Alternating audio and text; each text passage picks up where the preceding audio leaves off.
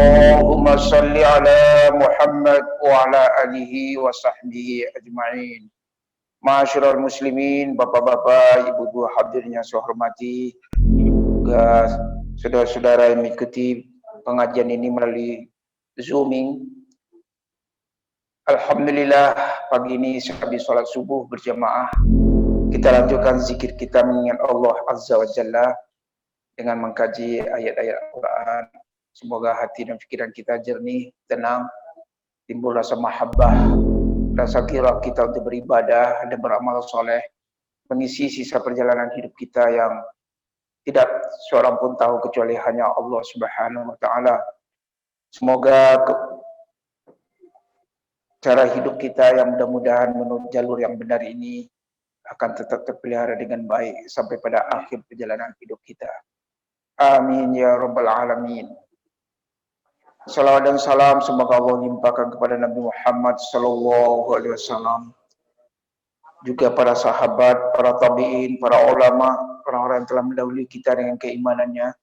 Semoga juga kita sebagai keluarga besar dari Nabi Muhammad dalam arti yang umum, termasuk orang yang akan mendapatkan syafaat nanti di hari akhirat. Amin ya rabbal alamin. Mari hadirin kita baca surat At-Taubah ayat 23 dan 24. Sudah ketemu ya? A'udzu billahi minasy syaithanir rajim. Bismillahirrahmanirrahim. Ya ayyuhalladzina amanu la tattakhidhu aba'akum wa ikhwanakum awliya in istahabbul kufra 'alal iman wa man lam yatawallahum minkum fa ulaika humudz zalimun. Qul in kana aba'ukum wa abna'ukum wa ikhwanukum wa azwajukum wa ashiratukum wa amwalun iqtaraftumuha wa tijaratun takhshawna kasadaha wa masakin tardawnaha ahabba ilaikum minallahi wa rasulih wa jihadin fi sabilihi fatarabbasu hatta ya'tiyallahu bi amrih wallahu la yahdil qaumal fasiqin. Wa man asdaqu minallahi qila wa man asdaqu minallahi haditha. Hadirin, ayat-ayat dari surat At-Taubah yang kita baca tadi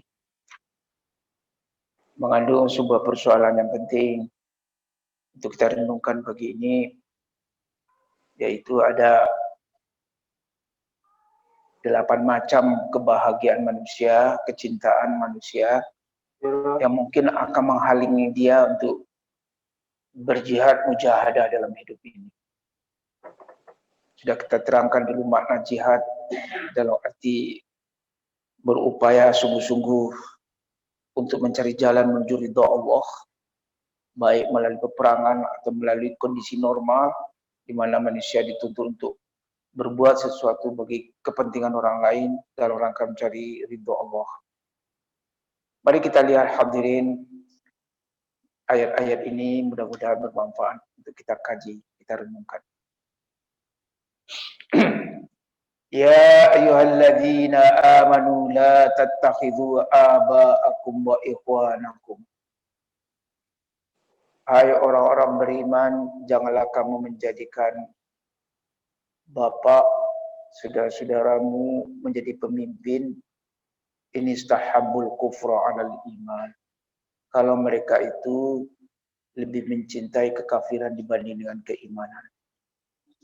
Wa may yatawallahu minkum, barang siapa di antara kamu yang menjadikan bapak dan saudara-saudaranya menjadi pemimpin yang mencintai kekafiran dibanding keimanan, mereka itulah orang-orang yang zalim.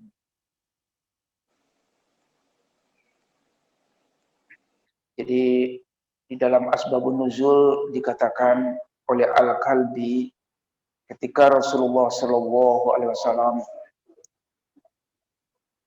memerintahkan hijrah ke Madinah, ada seorang laki-laki yang mengatakan kepada ayah, kepada saudara, dan kepada perempuan istrinya, kita ini sudah diperintahkan untuk hijrah loh.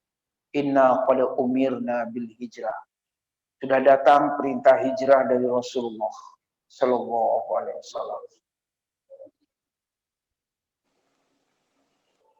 Faminhum may yasra' ila dzalik wa yu'jibu. Ada di antara para sahabat yang di Mekah itu segera memenuhi seruan Nabi untuk meninggalkan kota Mekah. Dan mereka sangat kagum, sangat senang menerima berita itu. Tapi ada juga yang mengait-ngaitkan. Wa minhum may yata'allaqu bihi zaujatahu wa ayalah. Ada tergantung dong. Kalau istri saya, keluarga saya setuju, saya pergi hijrah. Tergantung nanti anak-anak saya bagaimana. Mereka mau nggak? Kayak kita mau borongan pulang ya. Pulang kampung atau pergi pindah dari suatu kota-kota lain.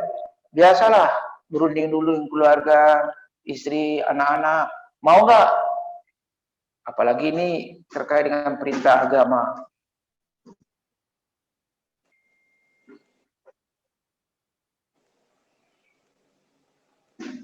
Jadi ada yang mengatakan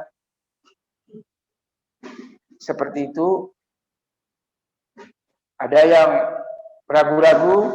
Nah, mereka mengatakan rupanya Allah Subhanahu wa taala telah memberikan suatu perintah keras bagi kita untuk segera berhijrah dan meninggalkan sesuatu yang pasti itu penting. Harta tidak bisa dibawa, rumah, keluarga tidak ada yang bisa dibawa. Paling-paling yang bisa ikut mengantarkan kita unta seekor atau 2 ekor misalnya sebagai kendaraan. Selebihnya pindah, selebihnya tinggal. Coba bayangkan hadirin betapa para sahabat Nabi yang jumlahnya masih sedikit di kota Mekah itu mendapat sebuah ujian berat sekali. Sudah datang perintah hijrah. Nah, respon para sahabat bagaimana? Seperti tadi kita katakan, ada yang berunding dulu, ada yang mengurus dulu keluarga, harta dan sebagainya. Tapi ada juga yang tidak ada pikir panjang, pokoknya segera langsung berangkat. Setelah itulah turun ayat, Ya ayyuhalladzina amanu la tattakhidhu aba'akum wa ikhwanakum, dan selanjutnya tadi itu. Jangan kamu jadikan bapak saudaramu menjadi pemimpin jika mereka lebih mencintai kekufuran dibanding keimanan. Siapa yang tauliah kepada mereka, menyerahkan kekuasaan hati, dominasi hati pada mereka yang lebih mencintai kekufuran, itulah orang yang zalim. Jadi artinya turun lagi kalimat qul in kana aba'ukum wa abna'ukum wa ikhwanukum, dan selanjutnya tadi. Katakanlah ya Muhammad, jika bapakmu, anak-anakmu, saudaramu, istrimu, wa asyiratukum, keluargamu, wa amwalun iqtaraftumuha, harta yang kamu khawatir kerugiannya, wa tijaratun apa? Wa amwalun iqtaraftumuha, harta yang kamu urus, yang kamu tadi apa? Pak Parman tadi apa Pak?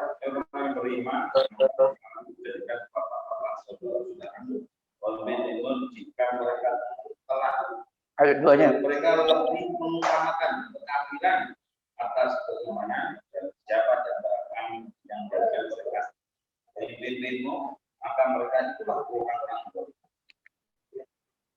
Ayat berikutnya. Katakanlah jika bapak-bapak, anak-anak, saudara-saudara, istri kamu, keluargamu, harta kekayaan yang kamu usahakan ya. Jadi harta kamu khawatir, kamu lebih mencintai anak, bapak, anak, saudara, istri, keluarga, harta yang kamu usahakan, perdagangan yang kamu khawatir akan rugi kalau kamu berhijrah, tempat tinggal yang kamu menyukainya. Bayangkan kita harus disuruh Allah meninggalkan tempat tinggal yang kita cintai, itu seluruhnya lebih kamu cintai dibanding Allah dan Rasulnya serta jihad di jalan Allah. Fatarabbasu, tunggulah saatnya, hatta ya'ti Allah bi amri, sampai Allah datang dengan perintahnya, sampai Allah nanti datang dengan sesuatu yang sudah Dia tetapkan untuk kamu. Wallahu la yahdil qaumal fasiqin. Allah tidak mencintai orang-orang yang fasik. Jadi hadirin, apakah makna ayat ini bagi kita?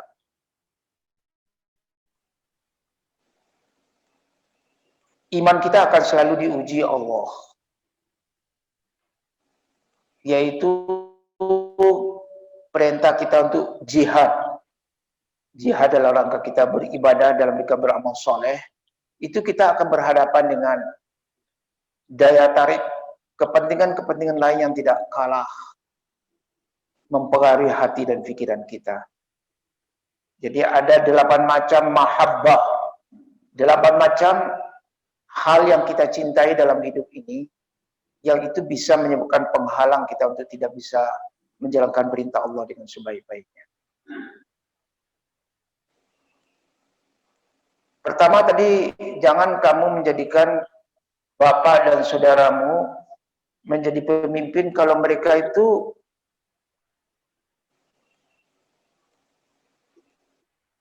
yang kamu harapkan dapat membantu kamu dalam berperang.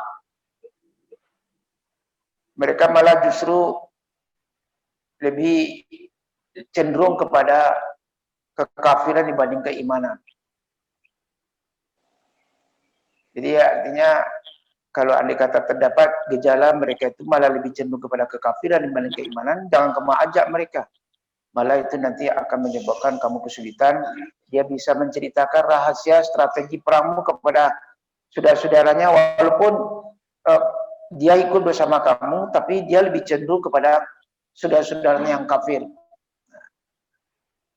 Kalau andai kata itu terjadi tauliyah, wa may yatawallahum, terjadi tauliyah yang mendominasi hati dan pikiranmu adalah bapak dan saudara-saudaramu yang lebih cenderung kepada kekafiran, kamu nanti akan menjadi orang-orang yang zalim pada diri sendiri.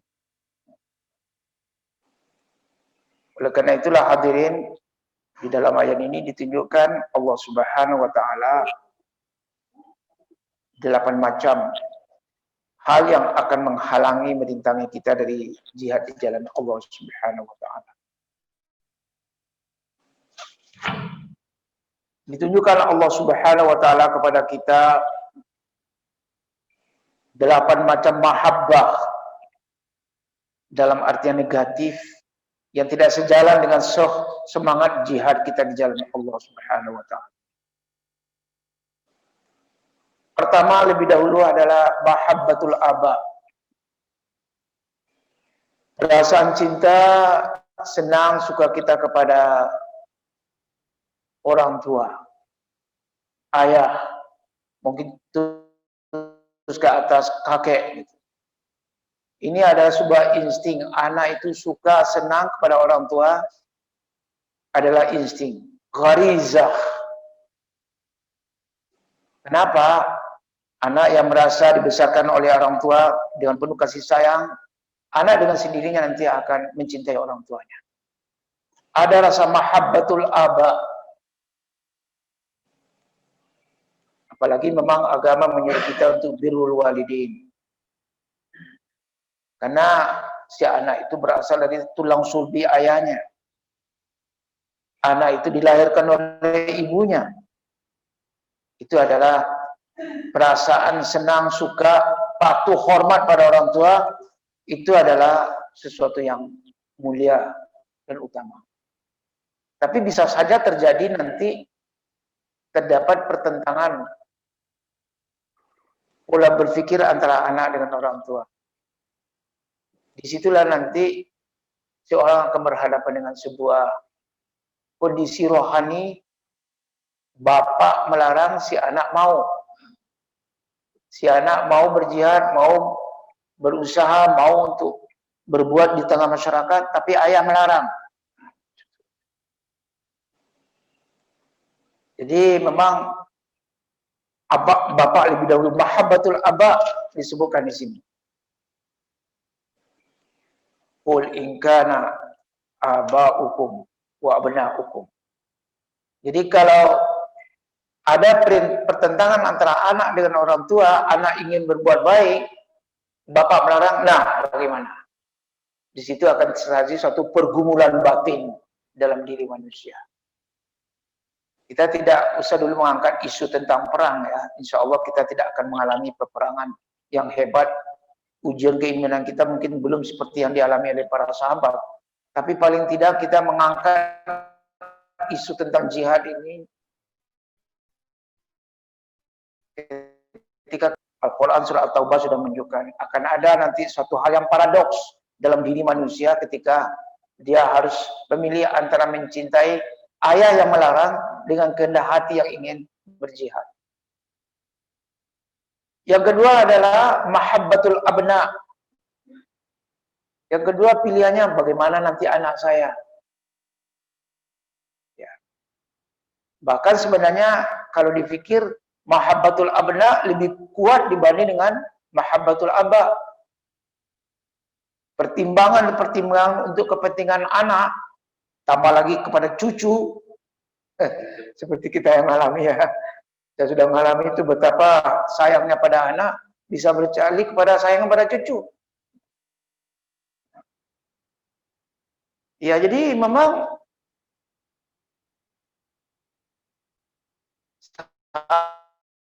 sayang, cinta kepada anak, apalagi dia masih kanak-kanak, masih kecil-kecil, wah itu bukan main.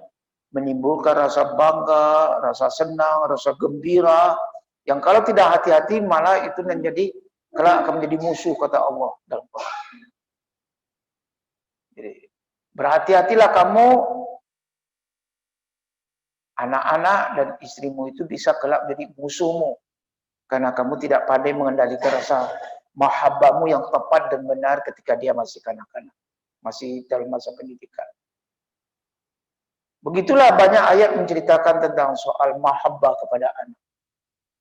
Al-mal wal banuna zinatul hayatid dunya. Harta dan anak-anak itu adalah perhiasan hidup di dunia. Orang bisa ngamuk, bisa kehilangan kontrol kalau andai kata dia mendengar berita anaknya mengalami kesulitan, anaknya mengalami masalah, wah, dia tidak peduli, pokoknya dia akan menyelamatkan dulu kepentingan anak. Siapapun, apakah anaknya salah atau benar, pokoknya dia harus bela dulu. Kita sudah mengalami di sekolah misalnya Pak ya, anak bermasalah dengan temannya, atau dia melakukan perbuatan melanggar aturan sekolah, melapor pada orang tuanya. Orang tuanya datang, tanpa tanya tanpa ini langsung nyempur kepala sekolah. Dijelaskan dulu, dia sudah terlanjur marah, apalagi merasa punya berpangkat, entah polisi, entah tentara, atau pejabat misalnya.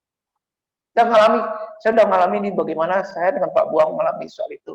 Berhadapan dengan orang tua yang merasa anaknya tidak diperlakukan dengan baik sesuai dengan kemauannya. Bahkan ada yang mengadu ke polisi. Ini apa persoalannya? Mahabbatul abna. Mahabbatul abna menimbulkan persoalan dalam hidup kita. Kalau itu berketerusan, itu bisa nanti pertimbangan anak jauh lebih dominan misalnya dibanding dengan pertimbangan mengurus negara. Kan udah kita tahu ya sejarah Orde Baru apa gitu misalnya. Dan bahkan itu sampai sekarang masih berlangsung saya kira. Mahabbatul abna itu enggak, orang kehilangan nalar sehat. Kalau sudah berkaitan dengan masalah anak. Dan Dr. Wahbah Zuhaili mengatakan mahabbatul anak itu bisa asyaddu min mahabbatil aba. Pertimbangan kepentingan anak, rasa cinta gairah kepada anak itu bisa lebih kuat dibanding dengan cinta pada orang tua. Tapi ayat mendahulukan bapak dibanding anak. Mengapa? Ini sedikit sejarah latar belakang. Arab itu kalau yang lahir bukan anak laki-laki, dia benci. Kalau perlu bunuh tuh anak perempuan. Ya kan? Karena orang Arab pikirannya adalah perang. Pikirannya bagaimana dalam medan laga mendapat sebuah kehormatan sebagai pahlawan.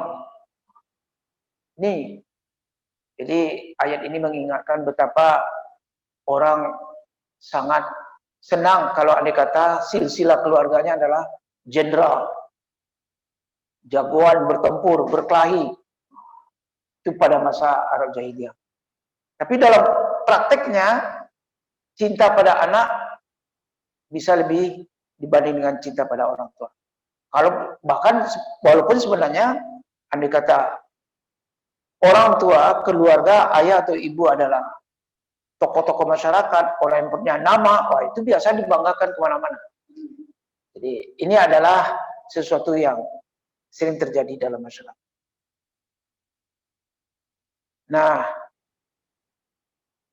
Allah Subhanahu wa taala menyebutkan soal itu. Qul in kana aba'ukum wa abna'ukum. Nah, yang ketiga apa? Ikhwan. Saudara-saudaramu, laki-laki perempuan. Itu juga jadi pertimbangan. Ketika kita harus memilih salah satu di antara jalan yang harus ditempuh, antara mau jihad atau memenuhi permintaan kehendak dari ayah, anak, atau saudara. Biasalah begitu Pak. Orang akan berkonsultasi, akan musyawarah internal dulu ketika hendak menentukan sebuah pilihan. Itu satu hal yang wajar terjadi di dalam hidup sehari-hari. Saudara laki-laki dan saudara perempuan, saudara kandung akan menjadi pertimbangan kita. Akan membentuk nanti sesuatu pola berpikir karena dia dipengaruhi oleh keluarga. Berikutnya apa? Yang keempat apa? Baru mahabbatuz zaujah. Hubbuz zaujah. Soal cinta kasih kepada istri, sebaliknya cinta kasih kepada suami. Ini adalah amrun fitri. Ini adalah hal bawaan manusia menurut fitrah kejadian. Akan senantiasa suami istri yang hidup dalam rukun damai yang sering kita sebut namanya sakinah, mawaddah dan rahmah, itu akan mempertimbangkan kehendak pemikiran-pemikiran disampaikan oleh istri. Bahkan kalau kita pikir-pikir Pak, keluarga yang hidupnya harmonis, yang sakinah, mawaddah dan rahmah tadi itu, mungkin dari sekian banyak pertimbangan istri yang lebih utama. Baru mungkin pertimbangan anak. Walaupun ayat menyatakan ini setelah saudara kandung. Mengapa? Orang kalau sudah mahabbah antara suami dan istri, itu akan saling melengkapi, saling menutup kekurangan. Betapapun suami di mata publik ada cacat, tapi di mata istri tidak. Dia akan berusaha membela suaminya. Begitu juga sebaliknya. Betapapun ada kekurangan istri, suami akan membela, menutupi kekurangan istri. Jadi memang berbahagialah pasangan-pasangan hidup yang memiliki sakinah, rasa tenang, berlabuh di rumah sendiri dibanding disediakan hotel mewah. Di sana juga banyak perempuan-perempuan cantik, berbagai hiburan tersedia, tapi dia masih senang berada di rumahnya walaupun sederhana. Nah, itu yang positifnya, Pak. Tapi ingat, mahabbatuz zaujah atau hubbuz zaujah ada yang negatif. Bisa nanti malah pembisi utama siapa? Dalam hidup sehari-hari siapa pembisi utama? Ya istri. Istrilah yang memberikan saran. Apalagi kalau sudah menurut cerita ya Pak, saya kan bukan orang politik ya. Partai politik itu kan nanti kalau siapa ketua partainya itu, ini siapa yang akan calon gubernur, calon bupati. Nah, ini tunggu aja bulan November kalau tidak ada kendala, akan ada lagi pilgub ya. Oh. Itu ketika seseorang akan diangkat menjadi calon itu, lalu harus persetujuan dari partai. Selain dari yang didengar sekjen, para ketua-ketua, siapa sebenarnya yang didengar lebih dulu? Bisikan siapa yang didengar dulu? Ya istri. Ini gimana Bu, Mami, ini gimana? Oh jangan deh. Ini sebenarnya Pak, sudah diungkapkan dalam Al-Quran. Artinya ada plus minusnya persoalan mahabbah. Itu yang jadi renungan kita pagi ini. Plusnya kita sudah tahu betapa istri yang mendorong suami untuk berjihad habis-habisan. Seperti yang diperlihatkan oleh Khadijah radhiyallahu anha. Kalau tidak dengan Khadijah, belum tentu juga Rasulullah punya ketangguhan moral demikian luar biasa. Istri cantik, hartanya banyak, kedudukannya terhormat, seorang yang sangat pintar dalam siasat dagang. Ini potensi Khadijah benar-benar sangat signifikan berpengaruh dalam perjalanan dakwah. Artinya apa Pak? Mahabbatuz zaujah antara Rasulullah SAW dengan Khadijah radhiyallahu anha itu benar-benar memberikan sebuah energi luar biasa bagi Rasulullah. Betapa beratnya perjuangan dihadapi Nabi karena ada istri pendamping yang sangat setia, yang sejalan, yang mendorong, yang berada di belakang Rasulullah, itu perjuangan Rasulullah dapat berjalan menghadapi berbagai masa-masa krisis yang berat. Dan Rasulullah lulus dari perjuangan berat itu. Itu yang positifnya. Tapi kalau yang negatifnya, bisa terjadi sebaliknya. Malah justru yang menyebabkan suami itu korupsi, yang menyebabkan suami itu melakukan apa saja kezaliman, siapa? Dorongan yang dari belakang. Maaf ini ibu-ibu ya, ini bisa sebaliknya juga. Lah kalau bagaimana istrinya yang jadi menteri? Ya kan bisa terjadi sebaliknya. Betapa banyak juga ibu-ibu yang sukses dalam karir politik, dalam karir akademik. Istrinya yang sukses. Siapa di belakang? Ya suami. Nah itu artinya kita melihat plus minusnya mahabbah. Ada mahabbah yang dapat mendorong orang untuk berbuat kebaikan, tetapi juga ada mahabbah yang justru menghalangi, menjatuhkan, merusak, membinasakan sesuatu hal yang seharusnya terbaik. Berikutnya apa? Hubbul asyirah. Ini sudah cinta keluarga ini. Hubbul asyirah atau mahabbatul asyirah. Rasa senang dengan keluarga. Makin besar keluarga itu, makin timbul rasa bangga. Ada rasa girah kita di tengah keluarga. Apalagi kalau keluarga itu sukses semua. Iya. Kemarin saya baca dalam apa ya, pada masa lalu itu ada seorang jenderal namanya, mungkin masih ingat kita, Jenderal Wismoyo Aris Munandar ya.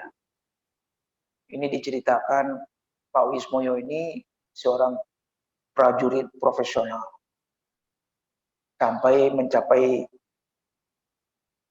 kedudukan Kasat KSAD. Siapa Wismoyo? Beliau itu keluarganya Ibu Tin. Apa adik kandung atau gimana? Saya tidak tahu. Ibu Tin Soeharto.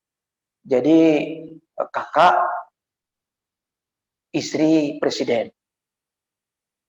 Adiknya, kalau tidak salah, rektor ITB. Ada lagi adiknya, siapa? Jadi keluarga Wismoyo ini keluarga-keluarga terhormat. Entah bagaimana, mestinya Wismoyo yang jadi calon Panglima TNI, Panglima ABRI waktu itu, tapi pilihannya tidak pada Wismoyo, malah kepada Faisal. Wismoyo mana ditunjuk jadi ketua KONI. Nah, ini sukses seperti ini banyak. Orang-orang yang sukses semuanya. Kalau di Amerika tuh keluarga Kennedy gitu. Ya. Kalau di Padang dulu Pak, keluarga orang Koto Gadang. Tuh kakeknya dokter, pamannya dokter, ayah dokter, sampai cucunya dokter. Jadi keluarga-keluarga sukses. Yaitu yang plus. Tapi ada juga yang sebaliknya. Sekian banyak anak, bermasalah semuanya. Ya. Nah, kita lihat Pak, energi positif dan negatif dari yang sukses dengan yang gagal. Marilah kita perhatikan sekali lagi, mahabbatul asyirah. Itu akan terjadi nanti saling mendorong, mendukung Pak. Qaiman 'alal hajati litta'awun wat tanasur. Mengapa orang begitu dapat satu posisi diusahakan agar nanti posisi-posisi lain yang bisa diraih itu juga diberikan pada keluarga sendiri. Ya. Itu kan orang semuanya berjuang kan. Entah melalui pilkada, melalui pilpres, melalui macam-macam. Kalau sudah satu posisi dapat, itu nanti yang lain-lain ikut turun. Mengapa? Lita'awun wat tanasur. Agar ada nanti saling memperkuat, tolong-menolong. Ada juga nanti ya ta'awun, saling memperkuat, dan tanasur, saling menolong. Jadi operan bola itu lebih mantap kalau seluruhnya sudah keluarga sendiri yang pegang. Nah, ini bisa nanti Pak, secara negatif, energi keluarga ini bisa malah menjatuhkan. Lihat aja lah, tidak usah kita ceritakan di sini, supaya pengajian ini jangan dibawa kepada masalah politik. Perhatikanlah sekarang, apa yang disebut namanya dengan mahabbatul asyirah atau hubbul asyirah, inilah yang orang sekarang disebut namanya dengan nepotisme. Dulu sudah ini Pak, sudah ada. Begitu selesai orde reformasi, sudah ada penyelenggaraan negara, apa namanya, General Principle of Good Governance.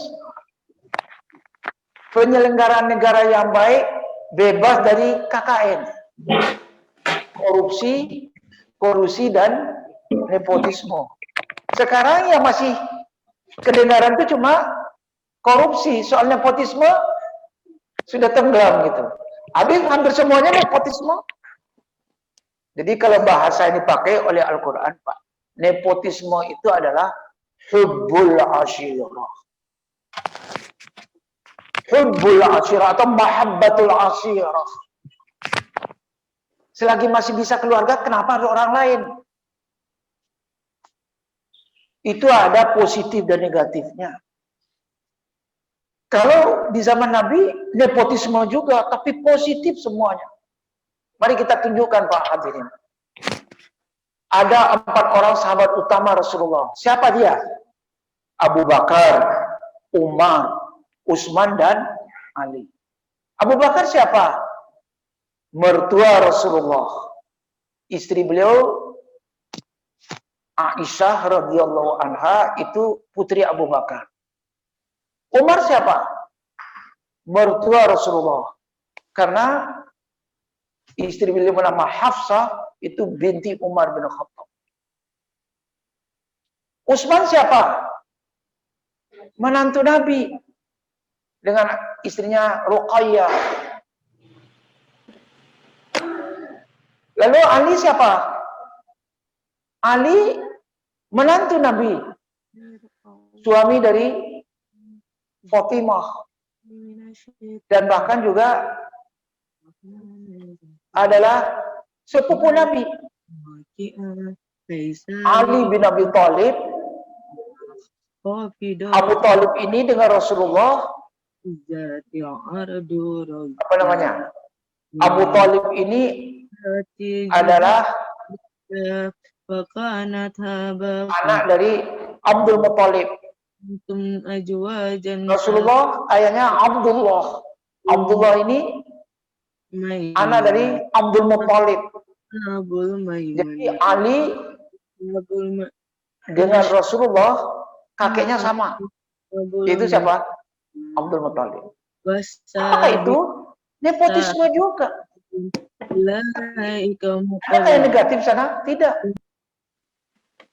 Jadi artinya hadirin, nepotisme itu tidak seluruhnya buruk.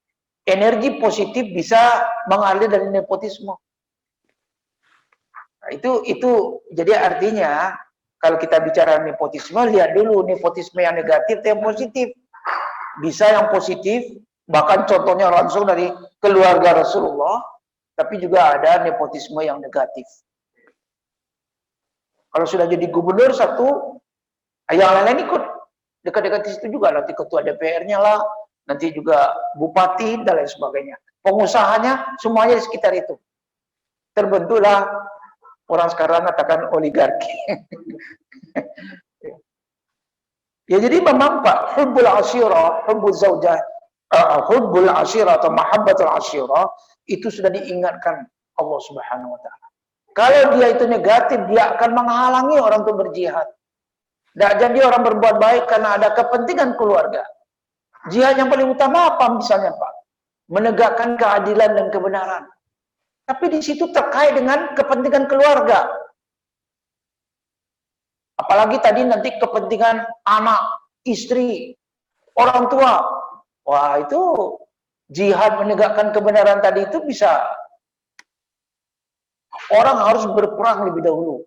Mengalami pergumulan batin untuk bisa berjihad dalam rangka menegakkan kebenaran. Karena dia harus berbenturan dengan kepentingan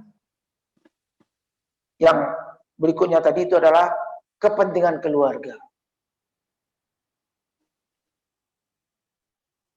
Kepentingan keluarga, kata Dr. Wahbah Zuhaili, wa huwa syadidut ta'thir fil mujtama'atil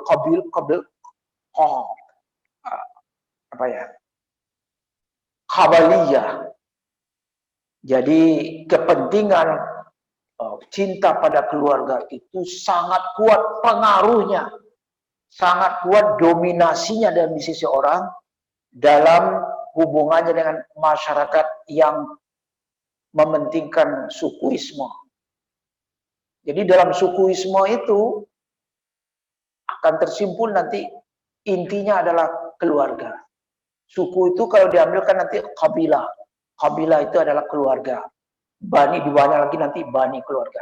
Itulah yang akan saling tolong-menolong dan sebagainya.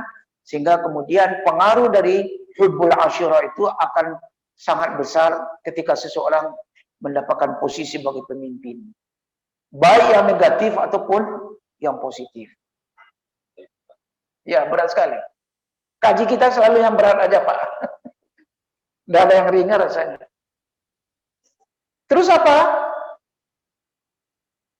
Hubbul mal. Hubbul mal al-muktasab. Harta yang sedang diusahakan. Ini ada proyek ini. Proyek ini harus diamankan. Tapi dia berhadapan dengan aturan, misalnya perizinan. Ini Pak, konon kemarin ada keterangan dari pemerintah, lahirnya Undang-Undang Cipta Kerja ini salah satu antara memutus mata rantai perizinan yang berbelit-belit. Memutus mata rantai korupsi dan sebagainya. Itu penjelasan dari pemerintah. Penjelasan dari buruh, oh enggak begitu. Ini kepentingan asing. Jadi kalau kita pikir-pikir, Pak, apa yang kita kaji di surat Taubah ini, inilah fakta kenyataan sekarang. Makanya saya selalu sebutkan, kalau kita bicara mengenai jihad, jangan selalu yang terbayangkan adalah orang berperang di medan laga. Enggak. Jihad dalam konteks hidup sehari-hari, konteks pemerintahan, sosial, bisnis, itu juga tidak kalah pentingnya. Nah, orang kalau sudah mau mengamankan proyek, apa yang tidak dia lakukan? Berbagai macam pendekatan dan sebagainya, kalau perlu dibiayai dengan biaya besar itu terjadi. Semalam saya baca, Pak, itu rupanya untuk menggolkan Undang-Undang Cipta Kerja itu 400 miliar. Itu ICW, Indonesian Corruption Watch. 400 miliar, dari mana dananya kalau bukan dari pengusaha? Kan tidak mungkin dari buruh. Tidak mungkinlah dari federasi buruh. Biayanya. Contohnya begitu, Pak. Jadi, orang untuk mengamankan proyek, kepentingan ekonomi, secara pribadi, keluarga, atau oligarki tadi, itu luar biasa. Nah, ini sebenarnya yang diingatkan Allah Subhanahu wa Ta'ala kepada kita semua. Apakah kita bersedia enggak tetap berada pada jalan kebenaran? Ketika sedang berkuasa, mampu enggak kita itu memisahkan antara kepentingan bisnis dengan kepentingan jabatan yang sedang diemban? Kalau sumpah sih sumpah, Pak. Orang bersumpah akan tetap senantiasa mematuhi aturan perundang-undangan, tapi dalam praktek belum tentu. Allah Subhanahu wa Ta'ala telah mengingatkan kita melalui surat At-Taubah ini betapa beratnya perjuangan yang dihadapi oleh seseorang yang makin lama makin banyak dan tinggi jabatannya. Ini hubbul mal, kepentingan bisnis, ini bukanlah hal yang gampang dan sederhana. Kenapa harta yang diusahakan itu akan memberikan buah? Terjadinya akumulasi aset dalam berbagai bentuk sebagai hasil dari jerih payah selama ini. Begitulah misalnya di antara yang terpenting dari hubbul mal itu adalah persoalan hubbut tijarah. Kepentingan tijarah, bisnis. Itu yang paling pokok itu adalah hubbut tijarah. Atau ditambah lagi trade and service. Perdagangan dan jasa, layanan. Inilah rupanya hal sehari-hari yang kita hadapi. Ya. Terus apa lagi? Bunyi ayat tadi itu. Wa ashiratukum wa amwalun yaqtaraftumuha, sudah. Harta yang sedang kamu usahakan, bahasa sekarang namanya proyek bisnis. Wa tijaratun takhshawna kasadaha, bisnis yang sedang kamu usahakan yang kamu khawatir mengalami kerugian kalau kamu harus berada pada garis jihad. Kepentingan ekonomimu akan terganggu kalau kamu berada pada jihad. Ya, Pak. Berat sekali. Mudah-mudahan kita senantiasa lulus dari berbagai ujian yang berat seperti yang diceritakan di sini. Yang terakhir dalam konteks hijrahnya para sahabat dari Makkah ke Madinah tadi apa, Pak? Hubbul masakin. Para muhajir ini harus meninggalkan rumah tempat tinggalnya. Dan belum ada sebuah jaminan dari Rasulullah para muhajirin nanti akan mendapatkan tempat tinggal yang baik di Madinah. Tapi Allah Subhanahu wa Ta'ala memberikan anugerah ya. Orang-orang Ansor yang menerima kedatangan saudara-saudaranya para tamu muhajirin dari Mekah itu memberikan tempat tinggal. Memberikan yang terbaik. Tamunya itu bukan tamu sehari, 2 hari, 3 hari. Tamunya itu bertahun-tahun. Bahkan kemarin para imigran itu menjadi penduduk tetap menetap di Madinah. Terjadilah pembauran sosial antara Muhajirin dan Ansor. Betapa beratnya itu, Pak. Meskipun sama-sama Arab dan sama-sama Muslim yang taat dan patuh pada Rasulullah, tapi kedua karakter ini berbeda. Orang Muhajirin itu dagang. Hidupnya dari tijarah, perdagangan. Orang Ansar hidupnya apa? Petani. Terjadilah gabungan antara dagang dan tani. Yang menang biasanya siapa? Ya pedagang. Yang menang di situ siapa? Abdurrahman bin Auf, Utsman bin Affan. Itu yang kemudian terkenal dalam sejarah tarikh Nabi, orang-orang kaya yang banyak memberikan bantuan kepada dakwah Rasulullah. Ya alhamdulillah, contoh terbaik dalam pembauran sosial adalah antara Muhajirin dan Ansor. Yang oleh Rasulullah mereka itu dimuakhakan, dipersaudarakan dengan sebaik-baiknya. Sehingga mereka kemudian bersatu di dalam suasana hidup berdasarkan ukhuwah Islamiyah yang sangat kental gitu. Jadi inilah wa masakinu tardaunaha ahabba ilaikum minallahi wa rasuli. Lebih kalian cintai dibanding dengan mencintai Allah dan Rasul serta mencintai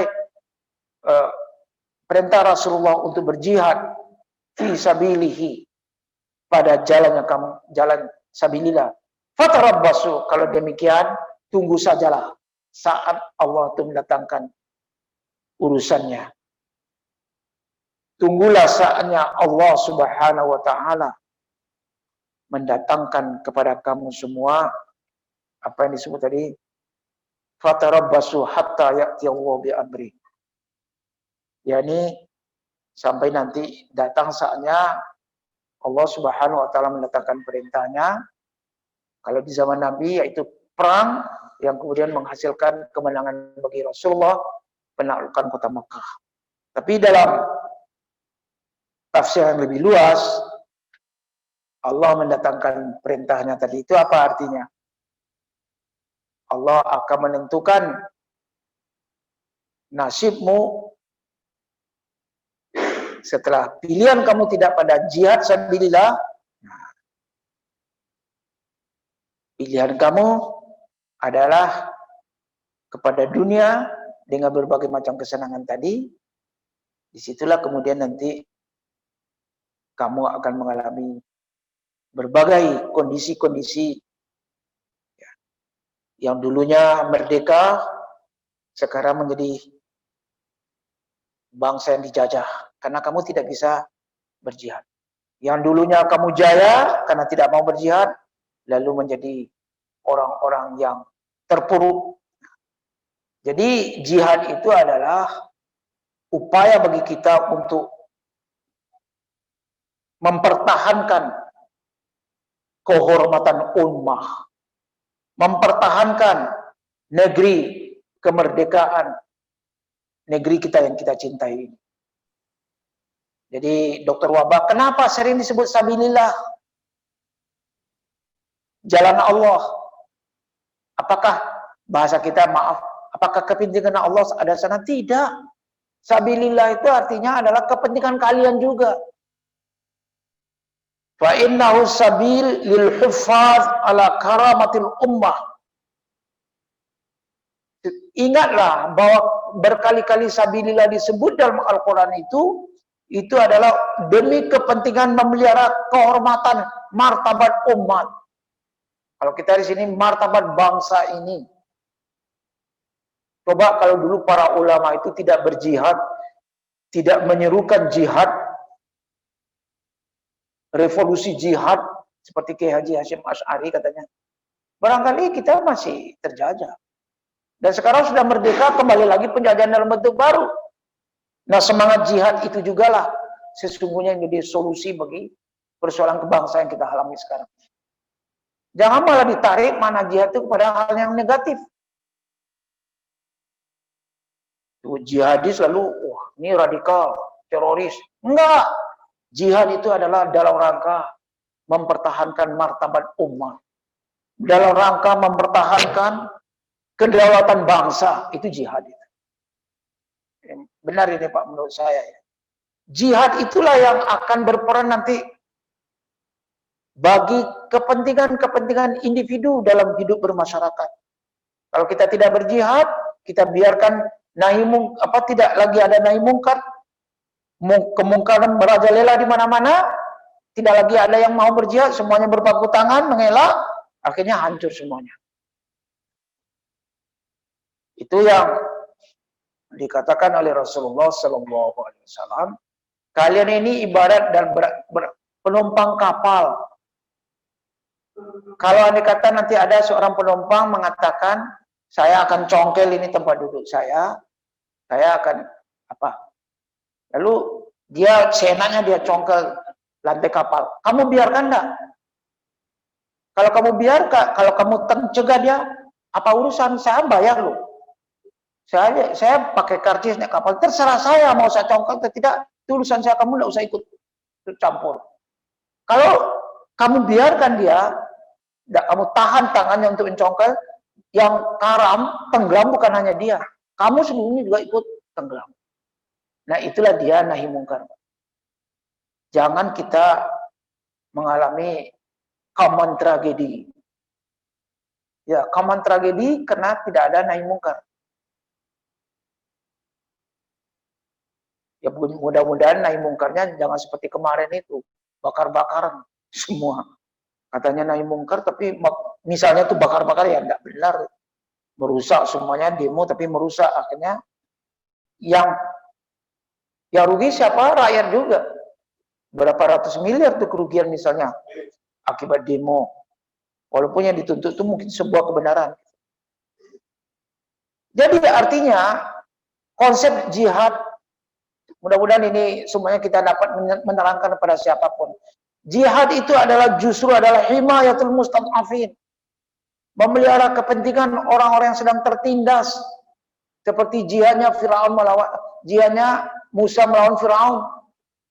Itu jihad, membela kepentingan orang-orang Bani Israel yang ditindas oleh orang-orang Mesir, orang-orang Kipti, tepatnya oleh pemerintahan Firaun gitu. Dengan jihad itu jugalah agama Islam dapat disebarkan dengan cara damai. Li hurriyat intisyaril islami bituruqil salamiyah dapat dikembangkan ajaran Islam penuh dengan kedamaian. Oleh karena itulah dari sekian mahabbatul jihad adalah sesuatu yang harus kita pertimbangkan dalam hidup. Keluarga sih keluarga, cinta anak, cinta istri, cinta harta, cinta profesi, silakan. Tapi jangan hendaknya menghalangi kita untuk turut serta dalam barisan jihad dalam rangka mencari kemuliaan di dunia ini dan di hari akhirat nanti di sisi Allah Subhanahu wa taala. Inilah barangkali hadirin pesan yang disampaikan melalui ayat ini. Semoga soal jihad kita dapat turut serta sekecil apapun peran kita di dalam jihad seperti yang disebutkan tadi itu. Maka jihad itu adalah amal nomor 3 yang disukai Allah setelah kita as-sholatu fi waqtiha, mengerjakan sholat pada awal waktu. Yang kedua birrul walidain, berbakti pada orang tua. Yang ketiga apa? Al-jihadu fi sabilillah. Berjihadlah. Jangan selalu gambarkan yang jihad itu adalah perang. Jangan selalu gambarkan jihad itu intoleran. Tidak. Jihad itu adalah perbaikan hidup kita. Kesediaan kita untuk mau berkorban demi untuk orang banyak. Karena dengan cara seperti itulah, seperti tadi Dr. Wahbah Zuhaili mengatakan, dengan jihad akan kita memperoleh masalihul afrod. Masing-masing orang akan merasakan adanya buah jihad. Pada masa pandemi corona ini, jihad kita misalnya membantu orang-orang bukan lagi terpapar, tapi terkapar. Terkapar ya Pak? Terkapar oleh karena berbagai krisis ekonomi akibat pandemi corona. Di situ lalu jihad muncul sebagai sebuah solusi.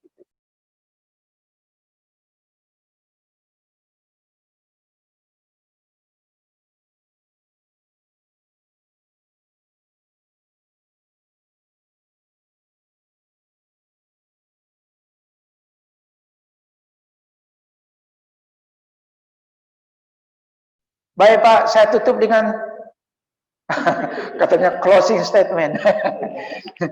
Ada 3 hal yang saya ingatkan dari pengajian ini. Pertama, marilah kita selalu memikirkan soal dengan siapa kita berkawan. Karena dominasi orang akan selalu ada pada diri kita, karena itu kita harus memfilter. Kawan sih kawan, ya kan? Barangkali kawan itu adalah dari keluarga kita sendiri, tapi tetaplah selalu orientasi kita tauhid dan jihad tadi itu. Yang kedua, pergunakanlah kesempatan yang sebaik-baiknya untuk jihad dalam lapangan kehidupan apapun yang kita rasakan, secara individu ataupun berkelompok, secara kolektif. Sekecil apapun jihad, kerjakanlah dalam rangka mencari ridho Allah Subhanahu wa taala. Karena jihad dalam masa damai sangat terbuka peluang bagi kita, yaitu mencari ridho Allah Subhanahu wa taala. Yang ketiga, ketika kita sedang berhadapan dengan kendala, ingatlah Allah Subhanahu wa taala telah menyebutkan 8 macam banyaknya kendala yang harus kita hadapi, kita lawan supaya kita itu bisa dapat berjihad dengan sekuat sekemampuan kita. Semoga kiranya 8 macam rintangan yang kita sudah uraikan tadi akan dapat menjadi perhatian kita untuk dapat selalu kita gunakan peluang kesempatan yang ada dalam rangka mencari ridha Allah. Tadi Rasulullah katakan manusia memandang enteng, mengabaikan 2 macam syarat utama kita berjihad, yaitu apa? Sehat dan peluang. Gunakanlah sehat dan peluang dengan sebaik-baiknya dalam rangka mencari ridha Allah yang kita sebut namanya dengan jihad. Demikian, terima kasih. Jika benar yang saya sampaikan ini dari Allah dan Rasul, semoga menjadi ilmu, bermanfaat, jadi inspirasi bagi kita semua. Jika salah saya menafsirkan, memahaminya, saya mohon ampun kepada Allah, minta maaf kepada kita semua. Astaghfirullahaladzim, alladzi la ilaha illa huwal hayyul qayyum wa atubu ilaih. Allahumma anfa'na bima 'allamtana wa 'allimna bima yanfa'una. Amin ya rabbal alamin. Wassalamualaikum warahmatullahi wabarakatuh.